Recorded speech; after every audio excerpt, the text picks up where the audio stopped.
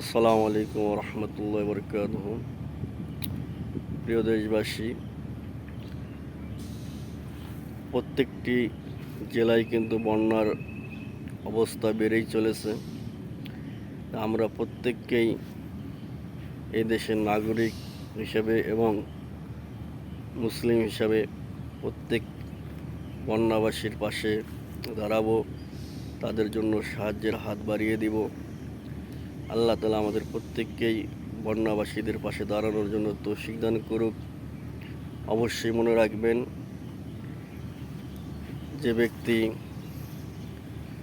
আল্লাহ তাআলার বান্দার উপর সাহায্যের হাত বাড়িয়ে দেয়, আল্লাহ তাআলা নিজে তাকে সাহায্য করেন। প্রত্যেককে ভালো থাকবেন, সুস্থ থাকবেন এবং বন্যাবাসীদের পাশে দাঁড়াবেন। আসসালামু আলাইকুম ওয়া রাহমাতুল্লাহি ওয়া বারাকাতুহু। এবং এই বন্যার কিছু ভিডিও চিত্র ধারণ করলাম, প্রত্যেককেই দেখবেন। সবাই ভালো থাকেন, সুস্থ থাকেন। আসসালামু আলাইকুম ওয়া রাহমাতুল্লাহি ওয়া বারাকাতুহু।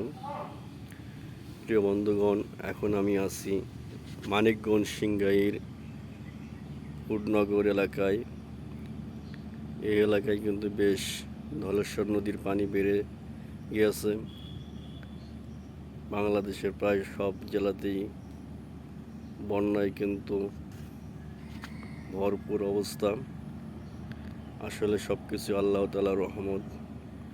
আমরা প্রত্যেককেই বন্যাবাসী লোকের পাশে দাঁড়াবো, তাদের জন্য সাহায্যের হাত বাড়িয়ে দিব। আর এটি হচ্ছে একটি মেহগনির বাগান। এখান থেকে কিন্তু কোনো পানি ছিল না, পানি এতটাই বেড়েছে যে বাগানের ভিতরে পানি চলে এসেছে। সবাই বেশি বেশি করে শেয়ার করবেন, কমেন্ট করবেন এবং বেশি করে সাবস্ক্রাইব করবেন। এইগুলো কিন্তু একদম শুকনো ধানের ক্ষেত ছিল। আর এই যেখানে দেখতে পাচ্ছেন সামনের এই জমিটাতে ঘাস ছিল, ঘাসের চাষ করা ছিল। ঘাস কিন্তু একদম পানিতে ডুবে গিয়েছে। আসলে বন্যায় কিন্তু আসলে দেশটাতে অনেক ভরপুর অবস্থা। প্রত্যেককেই বন্যাবাসীর পাশে আমরা দাঁড়াবো।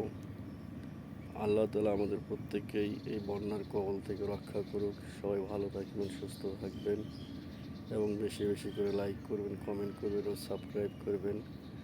সবাই ভালো থাকেন, সুস্থ থাকেন এবং প্রত্যেককেই 5 ওয়াক্ত নামাজ জামাতের সহিত আদায় করবেন। আল্লাহ তাআলা প্রত্যেককে ভালো রাখুক, এই দোয়া রেখে সবার সুস্থতা কামনা করে শেষ করছি। আল্লাহ হাফেজ।